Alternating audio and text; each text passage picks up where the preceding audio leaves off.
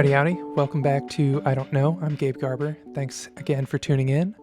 This is episode 6, and it's going to be a special one.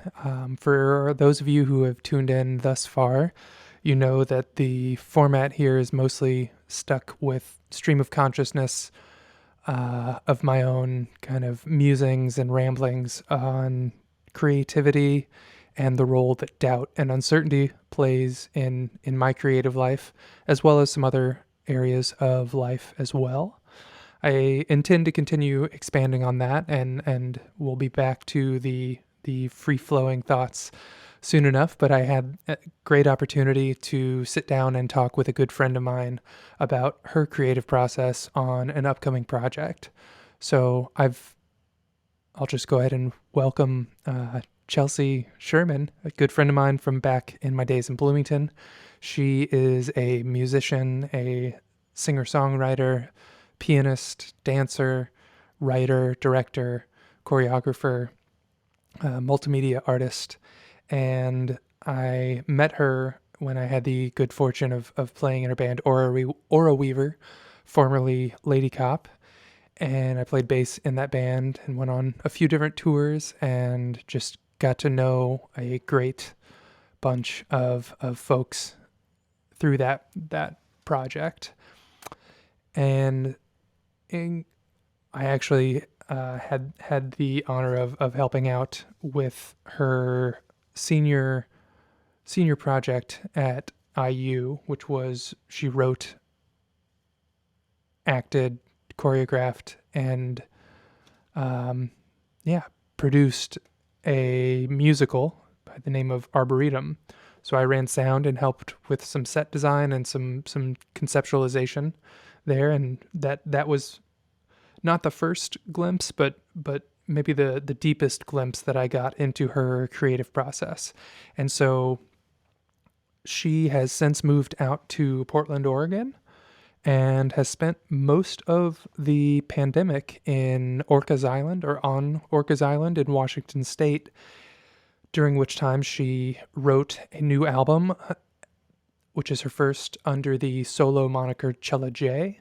That album is about to drop. It will be released, I believe, on February 22nd, and that is called A Promise Kept. I have had the privilege of listening to early drafts of it and seen its growth since last summer of 2020 into the album that's about to be released this weekend. And it's such an honor to be within her inner circle of creative collaborators and friends, so I'm happy to have her on for the inaugural interview on I Don't Know. The impetus here was that on top of this album she's releasing, she is also planning a release live stream performance that will be on February 26th. That is going to be from the Orcas Center for the Arts, and also on Orcas Island. That is, February 26th at 7 p.m. We'll post notes to that and links in the show notes. But for this project, she is going to be performing a live stream, choreographed performance of the album in its entirety. So she will be singing and dancing and producing the whole performance. So she is currently in the midst of the planning and gearing up towards that. When we spoke last weekend, she had, I think, 2 weeks remaining until the live stream. So as you might imagine, there was plenty of uncertainty to talk about. So she reached out just in an attempt to kind of reach out to some of her creative cohort. And I, like I said, was honored to be part of that. And when she mentioned it, it seemed like an obvious choice to ask her to come on and be the first guest on I Don't Know. So it'll give everyone a break from hearing me talking about my experiences, although you may or may not be surprised to find that I managed to find some ways to weave in my own creative ideas and thoughts and experiences here. But yeah, I guess without further ado, I'll go ahead and just kick it to the interview. We did have some technical issues. Her headphones kind of died at the end of it, so there she kind of trails off at the very end. But it was a very fun and rich conversation nonetheless. And I'm happy to have had it, happy to have her as a friend and a collaborator. And I think the content of the conversation will be a great addition to the podcast so far. So I hope you enjoy. And again, I'll post show notes for all of the information on her album, its release, and the details on the live stream performance of the album. Without further ado, I will welcome Chelsea. All right, so we are joined today with my good friend Chelsea Sherman. We'll get into more about some of the work she's been doing and currently working on. But hey, welcome, Chelsea. Thanks for being here. Thank you for having me. Yeah, I will have introduced you a bit already, but what would you, I don't know, is there anything that you would like to kind of just lead with in terms of like how you present yourself or what you do? Sure. So I am a multidisciplinary artist, and I like to explore different experiments in connecting mediums together. So I wrote a musical, and I'm doing this curtain project that I'm hoping will incorporate different mediums as well. So that's something I'm really interested in as an artist in terms of audio and dance and theatrics, dance theater, experimental performance. And also, I just remembered the drone project that I unfortunately wasn't able to like hang out in Portland after the tour. The sleepover drone. The sleepover drone, yeah. I don't know. That was just for whatever reason that popped into my head.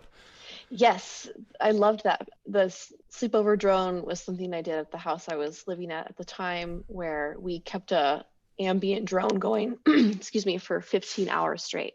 And everyone just like lay on the floor and had a, just a dreamy experience. Yeah. And I we was did just thinking it. about it in terms of like just saying like experimental. I think a lot of people would hear and have their own thoughts of or whatever. And it's like, yeah, multidisciplinary. You're a musician, you're, a dancer, a writer, actor, all of that. Yeah. But the drone project just like for me was like, okay, people might take their own things with experimental, but that was just the first example that really popped up of like, oh no, there's some out there stuff. Yeah, one of my favorite things about experimental stuff, I think, too, is that it is really collaborative, and what devised work is an experimental way to create things. And that's how I started the Arboretum. You probably remember, is that we got a group together and just improvised performance off of prompts and just like discussion. And I thought that was so cool. Yeah. And dance theater is seen as an experimental art form, or dance films like pretty niche, I feel like. And I'm really excited that you invited me to talk to you today, because dance and performance art, and putting dance into performance art is one of my biggest questions I have right now, something that I just don't know. And I'm really excited to talk to you about it, because I know that you are an avid dancer, and also have done specifically played music for dance, and you have an eye for it. And I'm just really excited to converse with you about it, all this stuff. Yeah, I mean, it's the best part about dance for me as a complete amateur novice is that when I dance is when I'm kind of compelled to dance. It's definitely not a practice in any formal sense. It's like whenever I don't really dance unless I'm called to dance, and usually it's something in the music or whatever's going on that really moves me. Dance for me is like how if like probably for you when you pick up you see a music instrument you're like oh I just got to pick it up, you know, like I have to play it, I have to play guitar, like I just need to do it for my my psyche and my and just to get out. I'm such a heady person, so like just shaking it out Mm-hmm. is good. Yeah. I And you've been teach doing it dance for how long? Like forever? dancing. Yeah. I started when I was 3, and then I had stopped for a couple years, and honestly had rather poor education in dance up until my late teens, and then I started to have teachers that I was like and like really clicked for me, and also probably because I was older, but that's really influenced that experience has really influenced my teaching, and uh, even like these kids like these 7-year-olds, I'm like okay for 2 minutes we're going to shake, which is something that I learned in a class in Portland. But it's just, especially now in these times, like it's just good to like, the only rule is that you shake one part of your body at all times. For like a song, you put a song on, you just like shake it Yeah. out, anything you want, and it feels so good, and it just feels. Anyway, Yeah. I recommend anyone who's listening to put on a good song and shake it out for the whole song. Nice. Yeah, I think that's one aspect for me with some of the projects is just that I've been learning. It's kind of just setting an arbitrary parameter.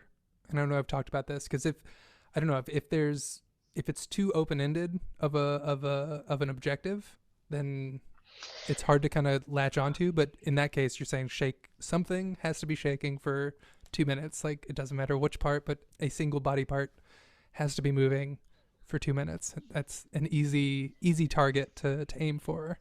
Yeah, well, going off of what you said is like having too big of an objective or too secure of an objective is just it's just not going to happen. And I find if you aim for like a smaller victory, then it can be anything.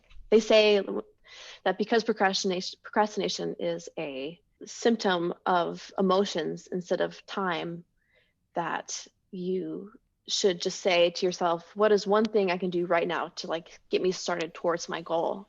And it can be just get out of your chair and like go over and brush your teeth. Like it's just like get out of the chair. Like Yeah.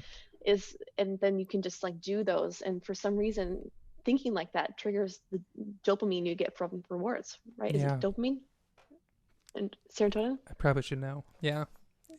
Yeah. I mean, it's like essentially getting something that's not moving and like that initial thing, and like once you're moving, the momentum is easier to stick and keep you going. But Yeah, moving from stillness is a challenge at times, especially it's if you're just vulnerable. yeah. Yeah. It's I mean, movement is totally vulnerable, and so is all expression of self, I think. Yeah. Gotcha. Yeah, so I mean even back to the drone thing again, it was just like this is a very simple premise. This is what we're gonna do, and you just Yes, execute. Like it if you make it too difficult, then yeah, you'll have much less like buy-in but from having some sort of like limit or structure at, to that minimal degree is also really helpful. yeah. Um, I think as much it's like you want to give yourself, you know, small objectives. Shit, I don't know what I'm trying to say. It all flew away from me, but It happens. I'm familiar with that feeling.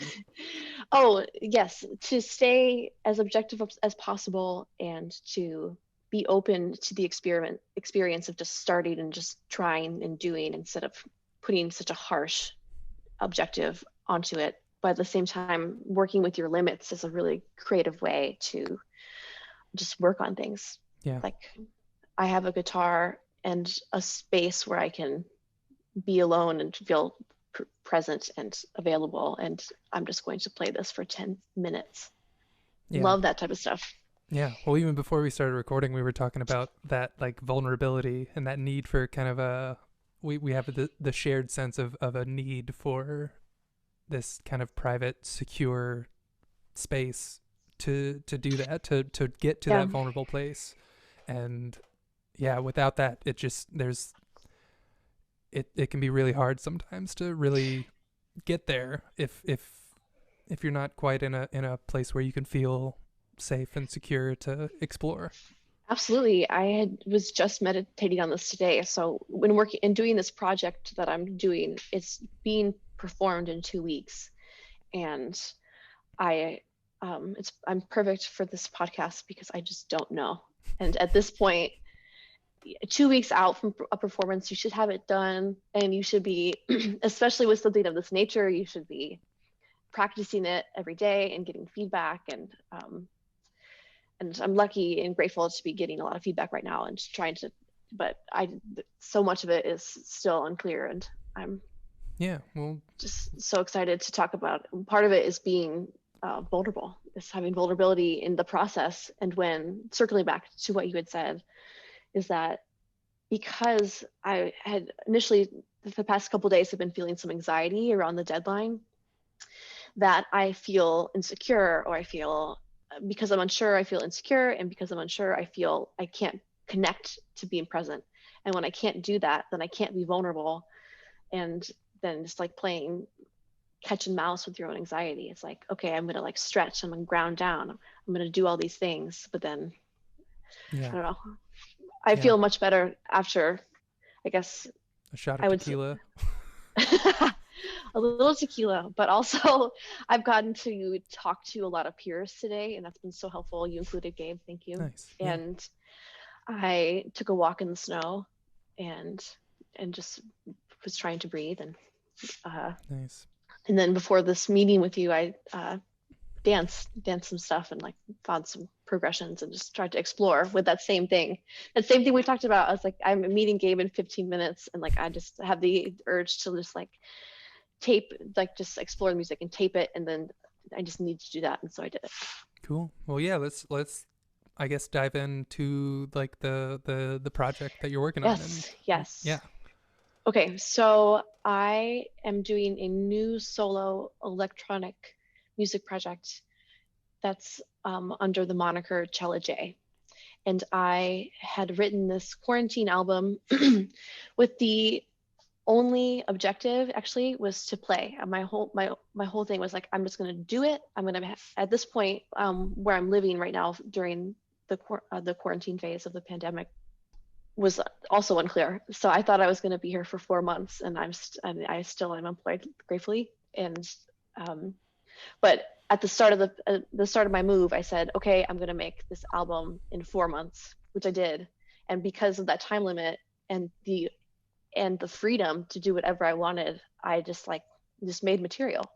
So then the Performing Arts Center on the island where I currently live, I live on Orcas Island in Washington, has a really awesome program, a live stream program going, where I've been able, with the artistic director there, design lights and projections and all these things. And I am so interested in experimental performance building that at first I was like, fuck yeah, like I'm so excited to like try this and like have the resource. And but then of course time has not been on my side.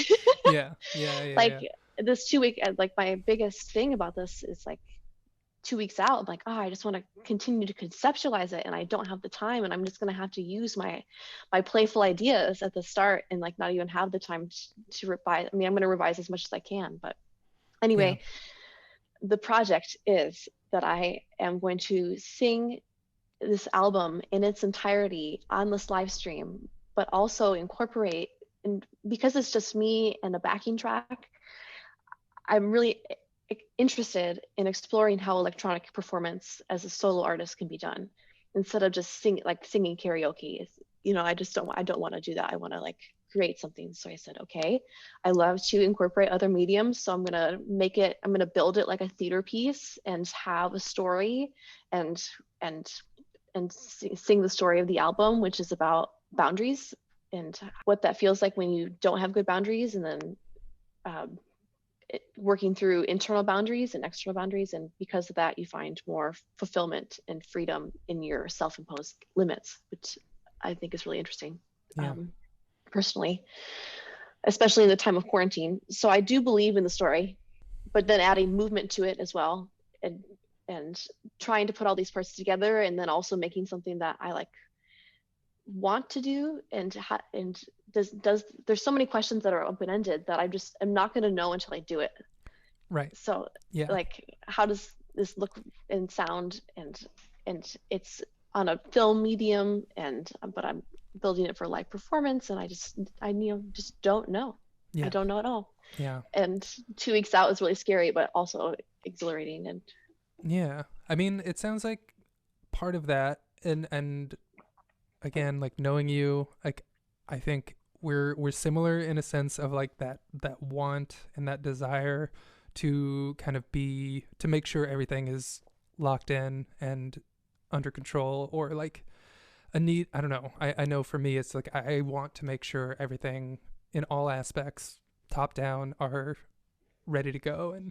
And yeah, in this case, especially like it sounds like from the technical side of things, it sounds like it's a good setup in terms of the space, having kind of a crew who, if they already had the setup for live streaming, and hopefully you can just trust them and like offload that yeah, responsibility, so you don't have to worry about that, and just trust that they know what they're doing. And yeah. I really appreciate that reminder, especially because you taught me that lesson in the Arboretum also, when you had, which I talked about at another time, but just that you just told me that you're like, hey, I got this. Like, let me do this curtain idea, and I was like, oh right, you've oh got yeah, this.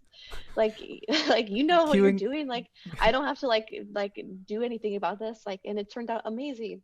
Yeah, And cueing the Gabe, sound. Gabe saved Almost got it. Mostly got it. Gabe saved my, for the listeners out there, Gabe saved my multimedia musical Oh, by still by waiting. Still waiting for the day where that can be revived in a fully fleshed out form. And yeah, it's on my list of dreams to accomplish, and really interested in how to further explore that, and in so many ways. well, I'm really excited. this project seems maybe like a good step in that direction for carrying that out, or expanding what you're If what if you're any go for it. Yeah, if anything, it's just good source material for the Arboretum. Totally. Yeah, it's going to be really interesting because at least with the musical, like, you have musical theory behind how you build a musical, like how the songs are laid out, and how you can send the audience on a journey through song like that. But this is, again, maybe almost too open-ended, and again, I'm just not going to know what it's like until I do it. And I think because it's being filmed, that's really cool, because really trying to incorporate camera into the design and how to work with the camera. There's a couple different cameras that are going to be around and doing things. Like And interactive, kind of playing with. I mean, is there going to be choreography with the cameras? Is that yes, okay?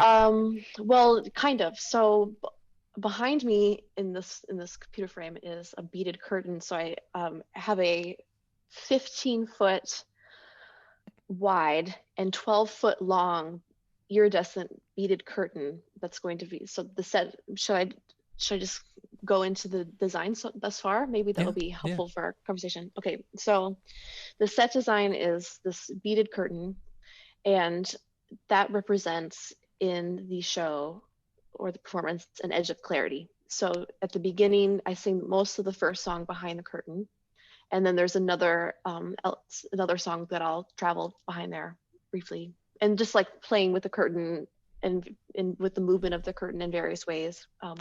And then on the sides of the curtains are two like really large, like white wooden, like platforms, or like rectangles, that we're going to also hang to the lighting grid, and those will be projecting, like, I'm thinking some paintings, animated paintings, either that or just whatever I can find on YouTube. It just Cool. depends on how much time I have. uh, and then there's going to be a camera, an aerial view camera behind the curtain, and some stairs. So the interlude that I do behind there will be like on the stairs up above the curtain. like Oh, looking cool. at above the curtain, and then the first song will play with that as well. And so I'm really lucky to have these cues. Like we have specific cues, like a live performance would do. Well, and Um, working with the album, I'm sure kind of helps give the some amount of structure. Like you know the music, that the album. yeah, I'm thinking more specifically in theme and in the song cycle and what I want to how I want to portray those songs. The first song is about understanding that you need clarity, and you start the search to find why you feel so unclear and then it goes through being overgrown, internal boundaries, and how you eradicate things that you need to personally. And then there's the sea glass is about just being completely vulnerable to the experience, which is interesting, and putting external boundaries towards people. And then after that, like a fulfillment phase. And so working with the song themes has been really helpful for how I direct the performance. So where I'm at on stage, how I move on the stage, how much space I take up, what I'm doing with the curtain, all types of stuff. I think from my experience, like sitting in and playing for the dance classes and through the process with like the arboretum, building up to it and all of that, just even just I don't know, it was stuff that I wasn't familiar with in the dance realm of like, yeah, how much can be conveyed just by like closing off your body as opposed to just the positioning and all of that. And like it sounds I think you definitely have much more of a grasp on that vocabulary in terms of the physical movement and how you present yourself in that way. So it's I think I mean you gotta at a certain point you'll be able to rely on that fluency as opposed to necessarily writing a very specific script, I guess, for the choreography, but like Yeah, you're fluent in that, and that's a language that you speak is dance. So there's, I think that's, I don't know, that's one level where you can, maybe cut yourself some slack and like remember that you've put in 20 some years of work in learning this thank you. language, and so it's natural to you, and it's not always from my own experience that's the tricky thing is I almost get too attached to the project or looking forward that I forget all the things that I've done in the past that Yeah, is that's good supporting me in that feedback. moment. Totally. I really take that in because that's actually the part I'm most scared about. That I feel absolutely terrified by. And it's not the quality. I mean, it's just so many different things, and it's just all about the amount of time. Like singing while you're dancing is a Mm-hmm. whole new skill for me. Yeah, are you gonna have a Um, Britney mic? yes, I'm gonna have a Britney mic. Hell yeah. Um, and the first thought that I had when I sent the email to the director saying like, let's do this, is I was like, damn, like, I really wish I didn't lip sync in all the musicals I did when I was a kid. Because it's hard. But actually going back into it, I feel I can sing better while I'm moving because I'm more connected to my body. Yeah. And I'm hoping this is therapeutic to singing, because usually when I'm singing in front of an audience, I feel very tense. And when I'm moving and I'm singing, I can really flow through the movement and can flow through the progression of the song and the melody line. And that's been so helpful. And Yeah. um, I, I mean, even just we were talking about limitations earlier, and I guess that's one element too of like remembering, or the songs, you're going to be singing them, so it's like it while it might have like a degree of difficulty factor to like be singing the hardest parts while doing the most insane like dance well, I'm moves, not, like there's well, actually, I'm not doing that. That's well that's definitely what the I'm thing saying, like that I'm not doing. I'm recommending like using the vocals that that's an important thing for you is to sing the vocals. So using that as kind of a limitation to keep in mind. It has definitely, that's definitely informed like the quality of the direction and the movement. And there's so many different angles. Like, yes, definitely that. Like when I'm doing really hard vocal lines, I'm just practicing stillness, which is in itself really hard.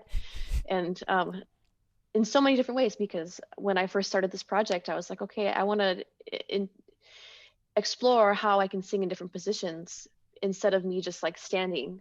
And so I have I begin a song actually singing like laying on the floor and curled up in a ball and in some crazy poses. Um, I'm trying, but I also like have to try it first. I'm like, and I take vocal lessons with a amazing opera singer, Alejandra Martinez, who was my vocal coach in college. The second time I went to college, and absolutely changed. My first two vocal teachers when I went to college the first time was not a good experience for me. So having Alejandra as my vocal teacher like changed my life, and I feel so privileged to work with her because she's a fucking Jedi. Yeah, I remember meeting her. I mean, she came to. Oh yes, yeah, yes, with the Arboretum. with the Arboretum. Yes, yeah. So it's been such a joy to work with her because we will sing. I'm like, hey, I'm doing this really hard part, and anyway, and we'll add the movement into it, and she just is full of amazing advice and also just performance advice, just talking about performance theory, and yeah, I'm so grateful for her. Nice. Well, I mean, again, just as a like an affirmation, like, and I know you're nothing if not thorough, so I know that, yeah, there's all these dimensions that you're definitely considering all of them, and yeah, so I mean, yes, but I'm sure it's gonna be amazing. I do appreciate that sentiment of limits in general, and in the vocals that you had mentioned, and also I appreciate you saying that I've done dance for a while, and I guess what I'm nervous about is it's not going to translate, and that's not to say I'm not scared about people not liking it. I guess I am a little, of course, but like it's not the main thing that I think about. I mainly think about how is this type of dance style going to translate with this type of music in this type of environment, and is it going to work? Is it going to work? I just don't know, but I'm gonna try it.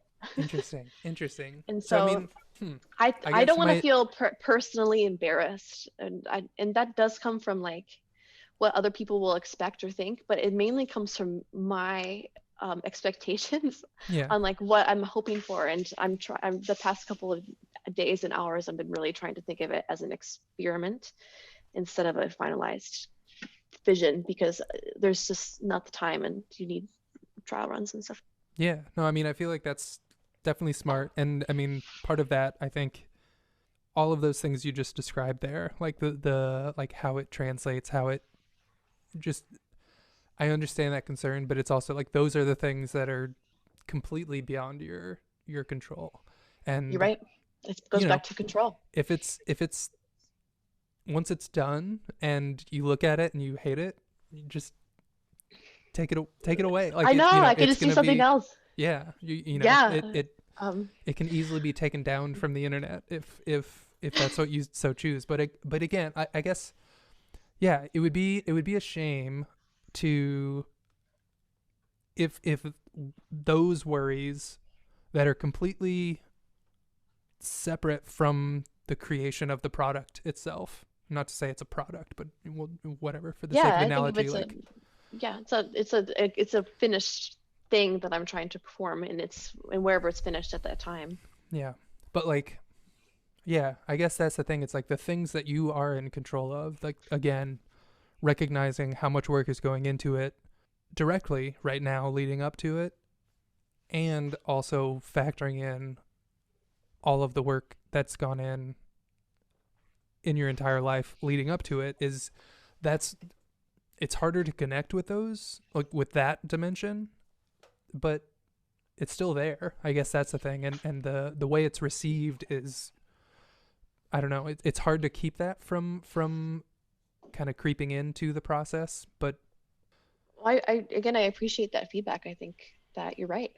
And thinking about things that I do have control over is such a valid tool, like such as that I do have training and I have experimented before, so I can do this again, even if it's not exactly what I want. I talked to my boss today about this project, and she's an actress and a voiceover artist and director and writer.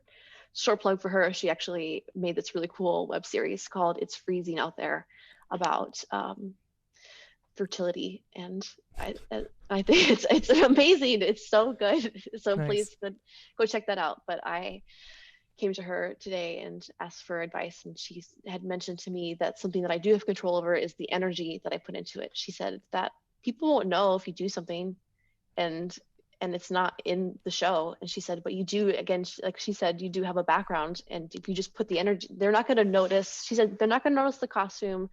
They're not going to notice. I said costumes because I am so self-indulgent that I'm going to do a costume change to that too. Nice. And Yeah. also, I'm not going to make excuses for myself. I'm just going to do it. Yeah. At the very end. But she said they're not going to notice the costumes. They're not going to notice these small things, but they are the people that are going to watch this on film are going to notice your energy. Yeah. And I thought that was really powerful. And Yeah. Well, it's if I can, like kind of also too, it's like no one is going to notice what you see as lacking. They're just going to see what you have done. And so kind of tying in with that energy thing, it's like the energy you bring and put to it, that's the thing that's going to carry it. And I think making sure that you're in a space to embody that and to, you know, flow with that, I think that's going to be like the thing that propels it. right. And just and energy and presence is what I've been saying to myself for the latter half of this day, because if you're not present, the movement is not going to be right, and the vocal is not going to be connected. And so like you have to be constantly present and feeding that energy constantly. Yeah. So that, I mean, I think that above all else, like as long as that's there, I mean, yeah, the background, the set can be whatever it is. It's whatever you bring to it. And I think it's a little too easy as the creator, like making the choices for all of those things, to know, you know, the series of choices and decisions you've had to make, and the things that you might have to like opt not to do, or yeah, you will know what is lacking from what it potentially could be, because you're making those decisions, but nobody else is going to know that but you. Yeah, that's really helpful, and also helpful too. Yeah, well, it's also so helpful. Last night when I was having a panic about it, I said, literally in my bed, I was like, I need to call in the troops. Like, I need to text Gabe. And I texted Biz, our mutual friend of ours, who's a singer-songwriter, multimedia artist as well, and my boss, and some other comrades. I was like, what the fuck do I do about this? And I've gotten so much good advice. And again, devising work with others is such a gift, and I appreciate this dialogue with you, Gabe. Yeah. I mean, I'm curious. I'm curious to talk to you about the process leading up to this, and what we're talking about presence and vulnerability in your creative process, because when you're in an anxious state, it's so challenging especially when you're on a deadline. You're like, I'm 2 weeks away. I need to finish this project, and I'm not nearly there.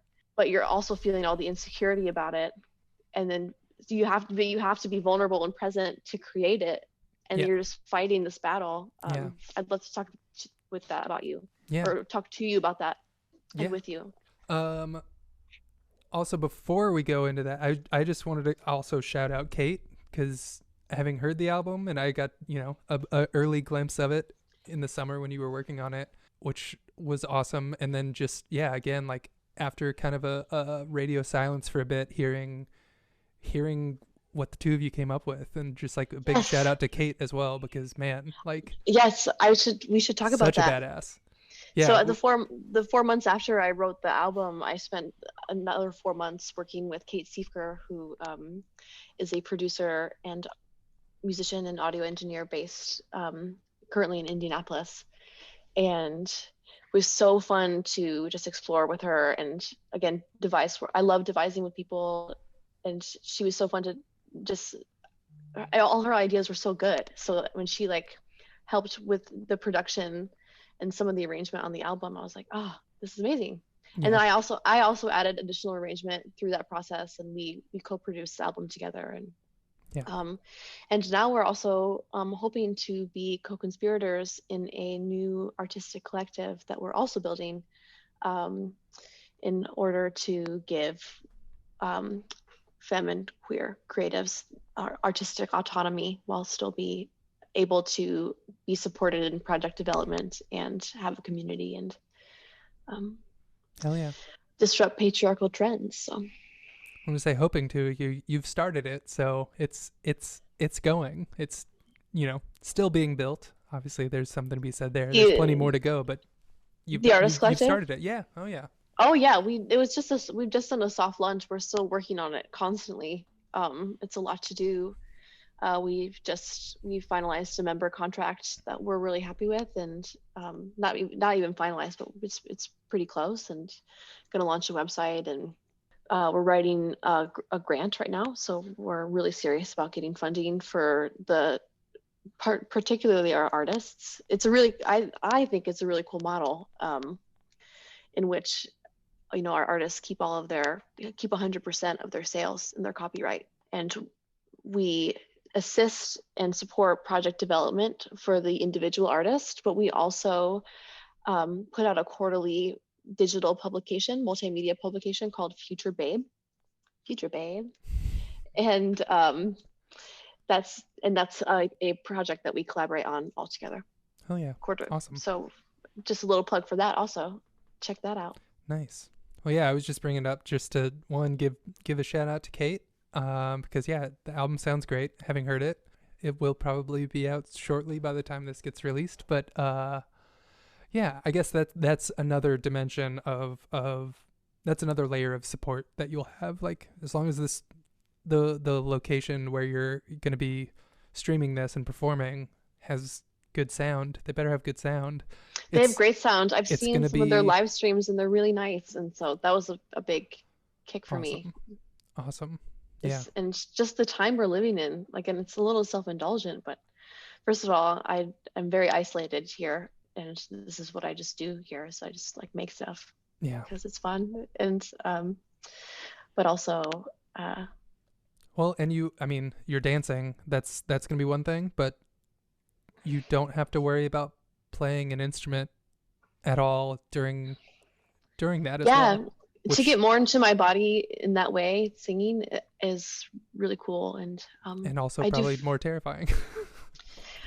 Yeah, well, I started to feel really restricted to be behind a keyboard when I was playing, and again, I'm been really interested in exploring how to do an electropop solo record and performance project. And just an idea that I've had for a while, and just starting to actualize it. But again, I think it's going to need a lot of tailoring and feedback. And I'm again grateful to have Kate as well. It's like, Kate, I'm sorry if this is going to be horrible.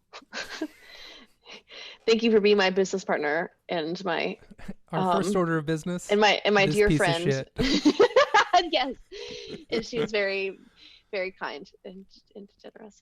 That's just not also what we're about in this new collective that we built.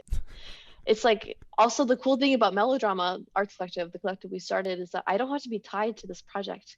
We request that people that are in the collective produce one major artwork a year. That's our big, again, we're a project-based collective, so we ask people to produce one major project a year. And so this could be a major project that I do, and the next year I could do something totally different. And it's not like a label that's taking 40 to 60 to 70% of your sales to send a couple PR emails, and then you're tied to them for a certain amount of time. Yeah. Like you have to perform a certain amount, and you have to, stick with whatever you're doing essentially. So yeah. Nice. Artistic autonomy. Flexibility. Yeah. Flexibility. Nice. Well, anyway, yeah, so I'm going on a tangent about that. No, that's all this is. I'm also tangents. doing it all together, right? So like I'm building this project, and I'm also building this arts collective, and I'm also releasing the album, which is its own thing because I do my own PR, and so it's been a lot. Yeah. I was like, I can do this. It's just like going to college, but I didn't work a full-time job.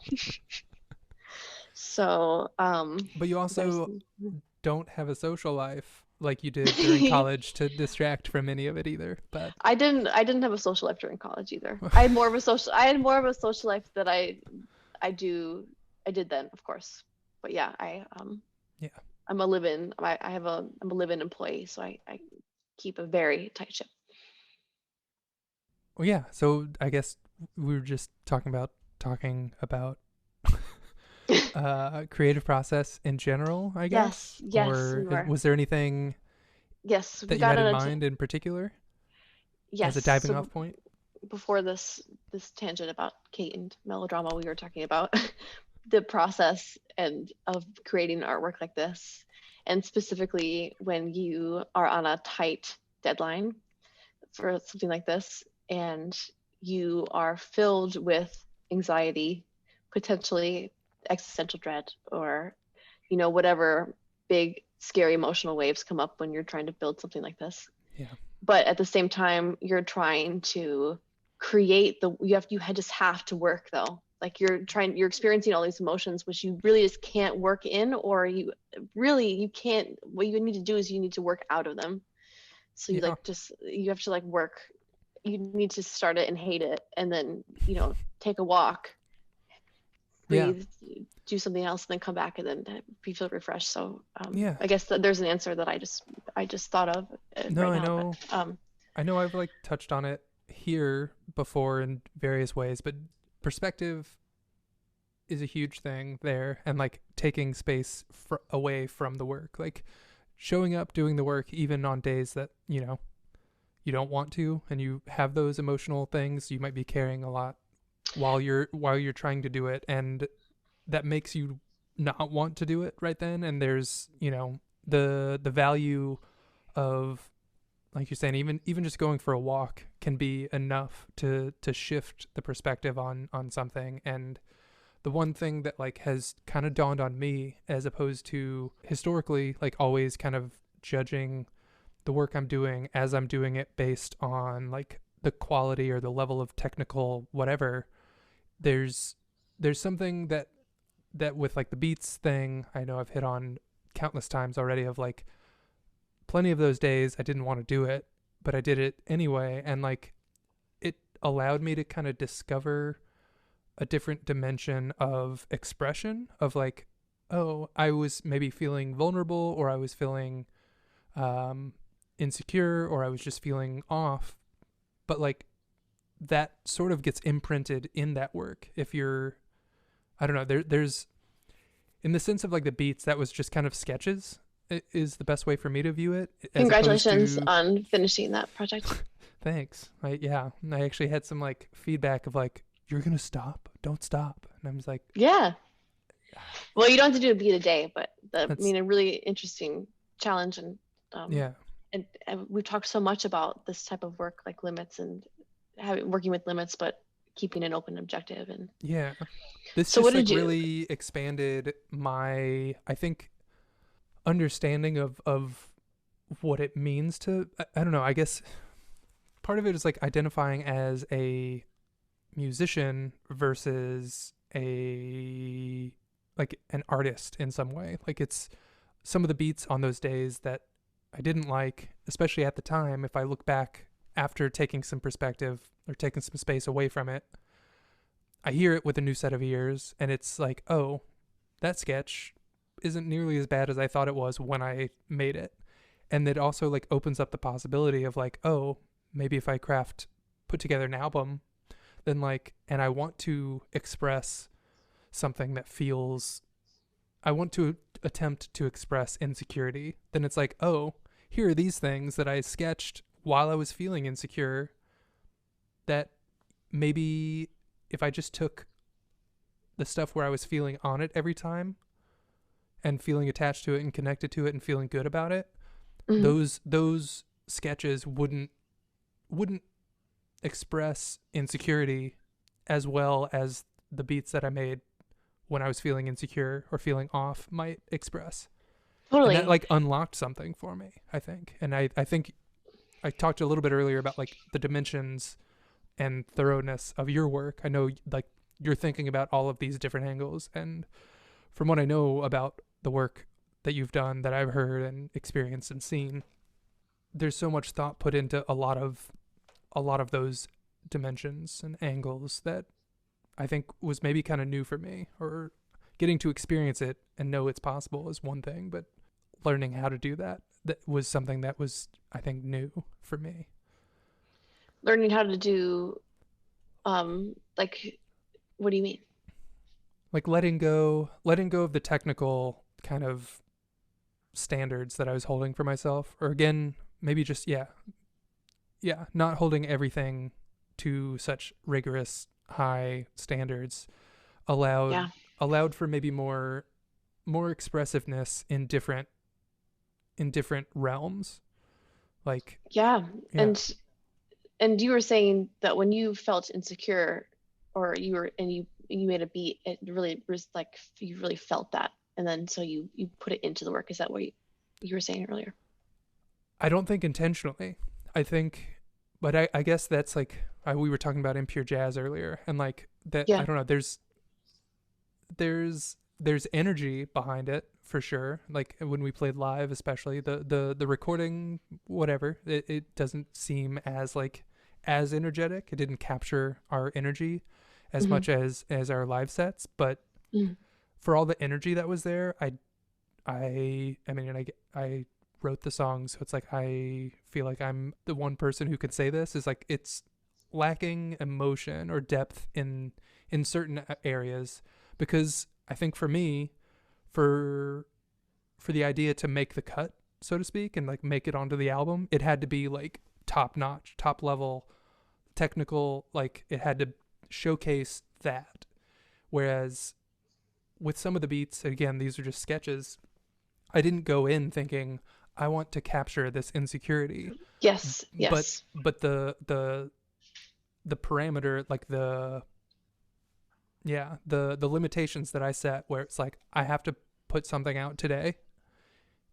Whereas normally I would just like, I'm not feeling like playing, so I'm not even gonna pick up the guitar. But instead, it's like if I recorded something on guitar on a day that I didn't feel good about it, then stepping away from it for a day or two and listening back is like, oh, that's what insecurity sounds like. It's like that's me expressing insecurity, not intentionally as I'm doing it, but as a byproduct of that kind of consistent framework of just showing up and doing it.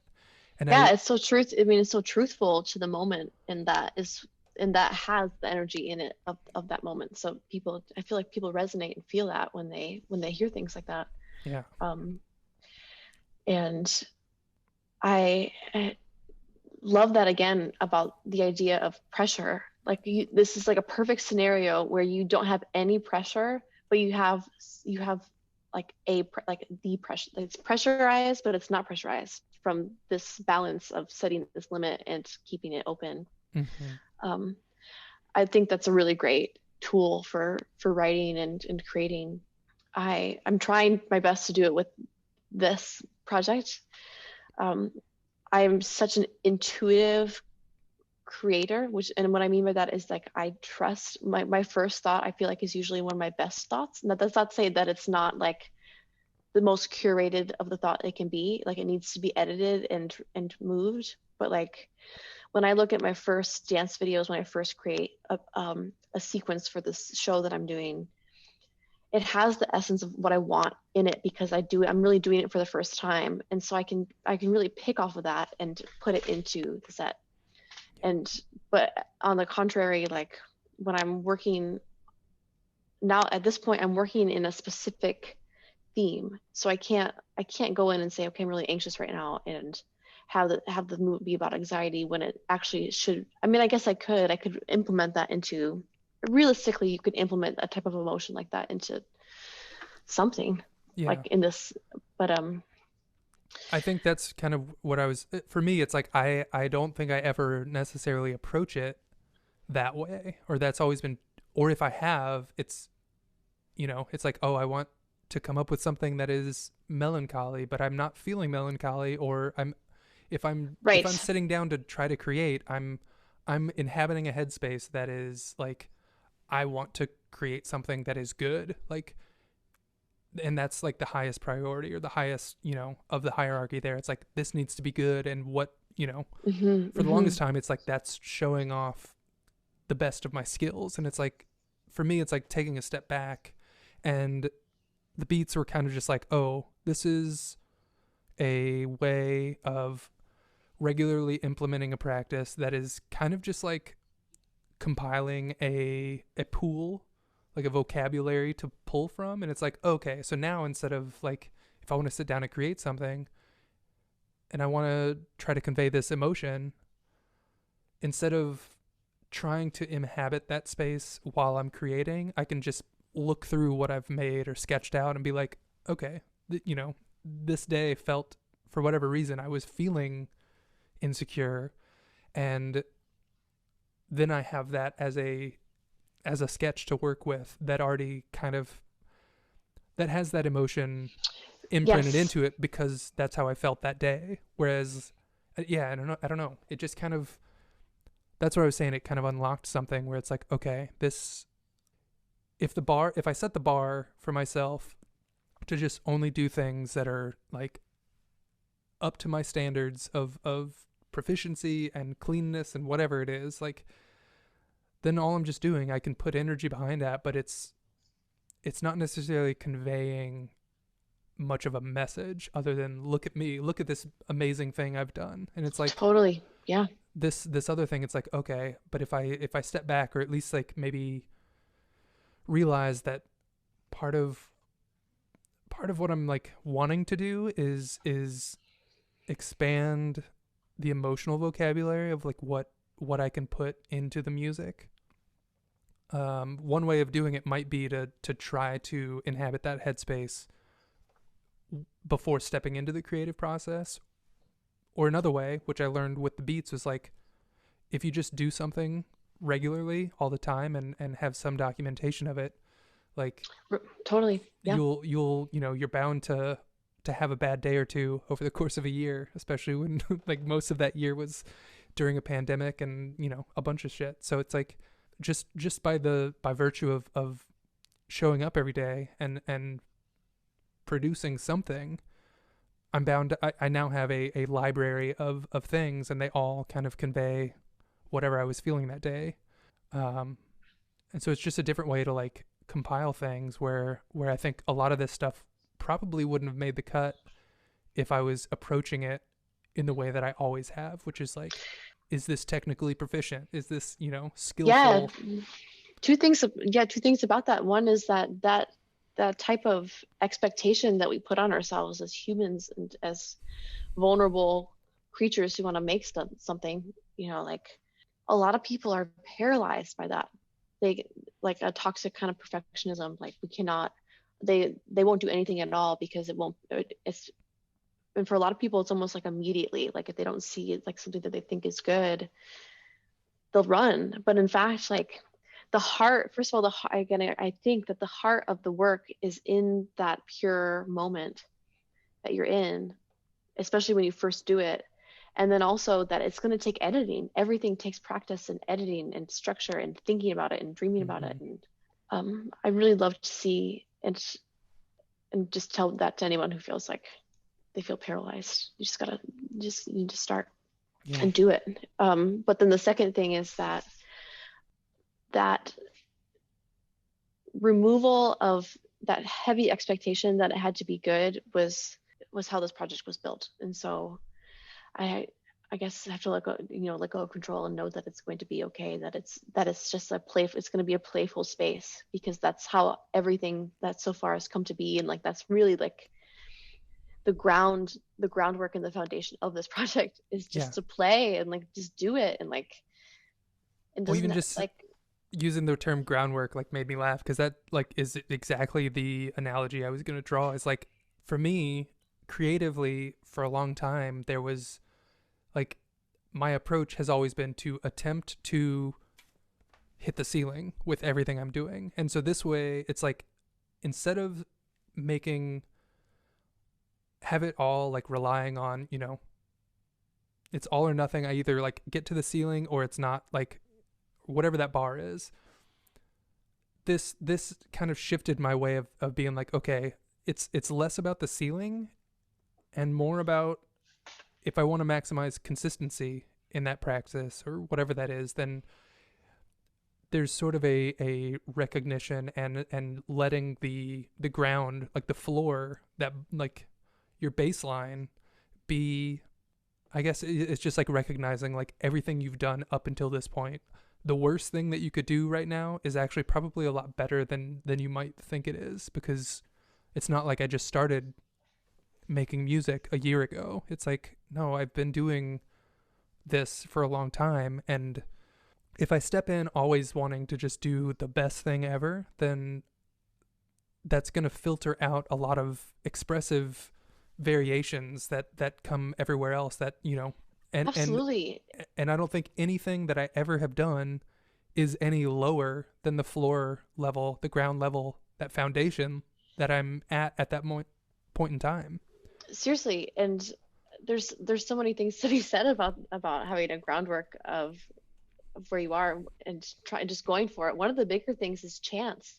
I write so much on chance, like I did, like an intuition, like the moment happens, or like, and then that just becomes part of it. Like you miss so much of that vulnerable space in yourself to like really produce some type of expression that has the energy that we've been talking about. Mm-hmm. And I had a friend that told me once that like playing music, I had trouble practicing music for a long time, and they had told me that you have to think about it like you do dancing. Like you just don't start to dance. Like you have to warm your body up for a variety of reasons. But some people try and start and they don't feel like the product is good enough because they haven't gotten into, they just need to keep going and like get into a flow. And also how much of thinking that your work is either good or not good comes from perception, because like, Oh, totally. I mean, art is supposed to be perceived and supposed to be judged, but at the same time, like there has to be some type of care, you know, like Yeah. and this is, I mean, I have personally like really worked through a lot of, uh, worked through rejection. Like rejection used to just kill me when I was a teenager. I would just like for days, for it was like really unhealthy. Like for days, I'd be like, oh no, like, and Well, and when you're in that mindset or headspace, you're probably like not creating anything or not even attempting to create something when you're feeling down. And I guess that's like the regimented aspect of it. It's like, maybe if you want to, you know, ever create something that expresses negative emotions, like the best way to try to, or yeah, a way to try to do that is to enter into the creative mindset or practice when you're feeling that negative, you know, like, yeah, or yeah, just being more soft in yourself and giving yourself more space to like yeah. to give to get into that area. But Well, I know this one thing stuck with me a while back. I think it was like the Netflix show Abstract, which is about like design and various different types of designers. But I think one of the very first ones was just a graphic designer, but he was talking about the importance of separating the creative mind and the editorial mind, and that you were talking about editing. That part of that process is yes, editing, the but like editor and the muse. I read the that thing for in, me is like it's so yeah, hard to separate them. It's like when I'm creating, I'm oftentimes also editing at the same time and just judging what I'm doing as I'm yes. doing it. Well, I'm glad you brought that up because this book that I read this year, and I read it a long time ago, but this year really influenced me as an artist, was Free Play by Stephen Nekmanovich. Nekmanovich, maybe is their last name. But they say in the book that the muse and the editor are two different parts of ourselves as we create, and they need to be running parallel to each other. They need to be running constantly in balance. And if the muse or the editor starts to take more of a lead in the creative process, that's where you get into trouble. So you have to keep yourself open in terms of what you're saying, like keep the muse in that sense open, so the editor doesn't constantly judge what you're doing. Yeah. It's so vital. Yeah, I feel like I'm just kind of like reiterating the same things over. Yeah, it's just been like interesting for me to learn like that's the one thing that my biggest takeaway, I guess, not the single thing, but the biggest takeaway was like understanding and accepting that ground floor, that foundation, and it's hard to like accept that in the moment again, because I feel like we're always pushing to try to do better, Hmm. but Yeah. part of doing better is just doing consistently and over Right. time, Yep. like, and for me, like, it's instead of just aiming straight up, it for me like allowed some level of lateral expression, like learning how to express, or the value in expressing, maybe like the most intricate thing that I could do is not the thing that expresses what I want to express the best. Um, Yeah. and I just don't think I had You're ever right. really allowed myself access to that in a way. And so now it's like I don't know. I hope I carry that with me in terms of like, okay, there's if I want to tell a story, there's going to be ups and downs, and to have a wider range, or a wider, yeah, library pool to draw from is, yeah, one way to make that diverse in terms of creating that library is like showing Right. up on days you don't want to be doing it, and understanding that it might not be hitting the ceiling, but it's definitely not going below the floor, because the floor is what I'm starting with any Yeah. day, Cool. like, yeah. So going off of that, can I ask you a question? Mm-hmm. Say that you're in my position and you have 2 weeks and you have to like make something, you have to make something that is complete and also has been, worked on in some capacity to make it, perceived by an audience to some capacity. How, I want to ask a question. Like, when did you start? When did you? How long have you had all told? Like, you have 2 weeks from now until then. But when did Eh, you? Well, I started meditating and dreaming on the project before that when I set the dates, but I tried to do an 8 week rehearsal schedule like you would do in like a play. Is an Okay. 8 week rehearsal schedule. But I got a mysterious, not COVID, but a mysterious stomach illness the week one that took me up for 3 weeks, and it was like Yikes. yeah, some type of like diverculitis or like something. I food poisoning. I had food poisoning that just totally unbalanced my body to the point where I couldn't even move. So that was great. So at that point, the date was Um, set, yes, and I've and I've okay, and I've pushed this actually back 2 weeks before, so I couldn't change it again. gotcha. But at that point, I still felt okay. But Yeah. it just takes a long time to do, and like again, it's like such a novel thing for me, and I just don't know. Like I'm just at this point, I'm just doing things that I love, and what like does contemporary dance look good with this like a avant synth pop record, like on a theater stage that's being filmed, like with a I mean, I don't know. why the hell not? Like, I don't I don't know, yeah, yeah. So, but well, I'll so I find guess out. like that wraps back into the earlier thing that I was saying when you were talking specifically about the project of like that ground floor is, the fact that you've been dancing since you were 3, give or take. The fact that you've been playing music, you have years of live performance under your belt, singing, playing, all of that. Like, that's the floor that you're starting from. And it's, I guess ultimately it's just like rely on that, or like understand that, and know that that floor is already pretty damn awesome. So it's like, yes, you want to push more, but at a certain point, like, you just got to do it. And hopefully, like you're saying, being able to fully, fully kind of like engage and get to that place of presence. Like, it's maybe more of like finding a balance of how much can you push and strive to reach for the ceiling, while not letting that be the only thing that like makes or breaks it, and realizing that like the floor Yeah, you're starting from is already high quality. It's like there's been Thank you. time put in.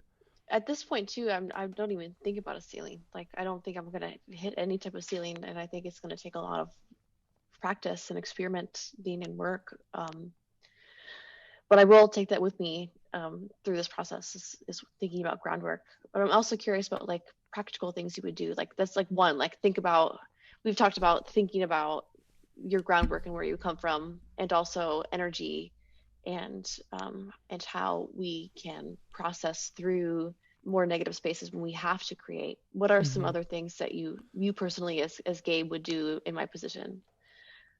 Just as another example, like today, last night when I was having a panic, I immediately thought, oh, I need to talk to my peers and ask their opinion and what they would do, not only like in this space, but also the project. Gabe, I'm curious to know what you think about the layout of the project and putting these together and everything that I've told you, like your honest opinion, Yeah. live on air. I mean, so with 2 weeks left, I guess the thing for me, it's like, hopefully whatever questions remain are less about less. Yeah, I don't know. I would hope the pieces are mostly in place, and it sounds like they are. Um, it's just gonna be like, how can you best prepare yourself mentally, physically, spiritually, whatever, all of those, so that when it comes time to do that, you're not you're not pulled away from the performance of it by worrying about something else. Or, I think that's ultimately, it's like, how can you spend these next few weeks tying up loose ends, closing these, open loops, and so that when you show up there, it's just it's all ready for you. And Yeah, I yeah. think that's wise, and because even if I don't get some points choreographed in the piece where I want there to be movement, like if I have a general idea, I'm thinking about one specific section right now, but I'm also collaborating with Jessica, um, Nice. our another mutual friend of Gabe and I's that that I collaborate with on dance pieces. So she's been helping me with some choreography sequencing as well. Awesome. Yeah, I mean, I that's, as far as like advice goes, or thinking about that, it's just, yeah, like taking stock of all of the pieces that you've put in place already.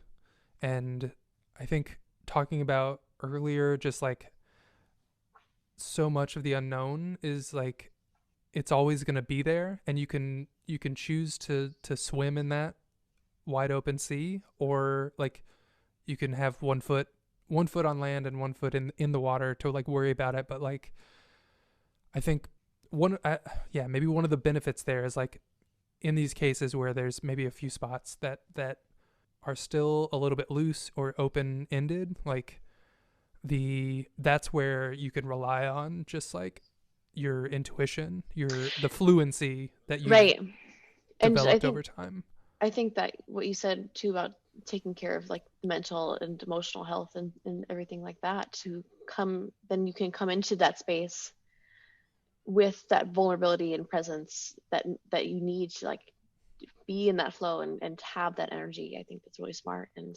Yeah. Um And like and in order and to improvise too, and yes, like also knowing that you're gonna mess up, because I just don't have the time to like, so we got to do it fully, and it's how you also bounce back from that. totally. Like I've been working on that a lot with my vocal teacher, and she just reminded me that your voice is only, you only have one shot at your voice, so it's when you sing a melody, it comes out and time is done, so Yeah. you can't sit and judge what you just did. It's just a waste of time. All you can do is continue and have your tools with Mm-hmm. you, and that presence to alter your course, instead of being like, that was flat, or like, I didn't do that right, or Yeah. there's no time. Yeah. When I think in terms of, again, like with limited amount of time remaining, it would be helpful just to kind of know, to spell out or like list out in order of priority, of like, what is the thing that matters the most, Yeah. and like really kind of, especially the lower down the list, like, do what you can to let go of that, because it's like the things that you still, that you want, that matter the most to you, to like really hone in on it and like make sure you're, shedding enough to get yourself to that point of just like, this is the most important thing I want to convey and execute. And then once I know that that's going to be good, or once I'm going to put in that work leading up to it to mitigate any risk there, then move to the next item of saying like, okay, maybe it's the voice comes first, like making sure the songs are performed well, and then the choreography, the dancing might come second, or just, yeah, I guess just ultimately for yourself, like taking stock of like which things matter the most for you to be focusing on. And yeah, ultimately it's like there's so many unknowns that could happen and may or may not, or whatever will happen is going to happen, but whatever you can do between now and then to kind of ensure that you're able to be there present during the performance, that will allow you'll be able to react much quicker to anything that does happen.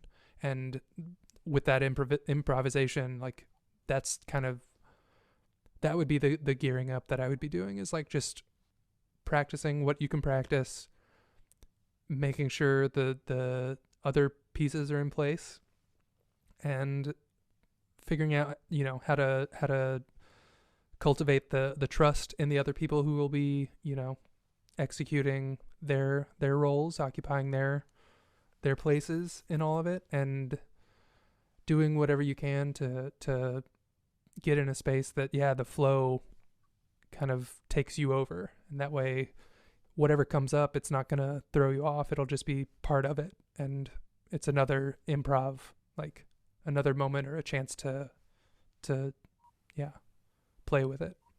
Can you hear me also? Yeah, you're quiet, but I can hear you a little bit. Let me see. Is it better now? Yes, you're absolutely right. I really appreciate this dialogue so much. It's really helpful. Yeah. Well, as mentioned at the top, we hit some technical issues there at the end. But nevertheless, I hope you enjoyed the conversation that we were able to have. I know I certainly did, and it was such a pleasure to have Chelsea on as our inaugural guest here on IDK. I am wishing her all the best with the album release and the live performance. And again, the details there. The project is called Chella J, and that's CHELLA, no space, JAY, and the album is called A Promise Kept. That will be out on February 22nd. Should be available wherever you stream. I'm sure as well up on Bandcamp if you want to support her directly. Could not recommend it enough. I've listened to it, and like I said, heard it since kind of the early mixes of it, and she and Kate did a fantastic job with it. I'm sure it's going to be yeah. Check it out whenever it comes out. And then if you're interested in tuning into the live stream, and hopefully some of you out there will, that is taking place on Friday, February 26th at 7 p.m. Pacific time. So do your calculations accordingly based on where you are, but hopefully you'll be able to tune in. Information there. The website is Orcas Center, ORCASCENTER.org. And yeah, that I'll be posting that in the show notes as well. So make that easy enough for everyone to follow, and hopefully you'll tune in. She did want me to add that she is open to and welcomes and encourages feedback. So once you listen to the album, and if you tune into the live stream and have any notes or any, words of encouragement, words of, constructive feedback for her, send emails to Melodrama Arts Co. That's melodrama.artsco@gmail.com. And yeah, that will get you involved with that collective as well, that she and Kate have put on, that we touched on in the chat as well. So very exciting stuff, and hopefully y'all dig it as much as I do, or a little bit less, or a little bit more. It takes all kinds. So again, thanks for tuning in. I think I've covered everything, but if not, I'll be back next week as usual. I'm Gabe Garber, and I still don't know.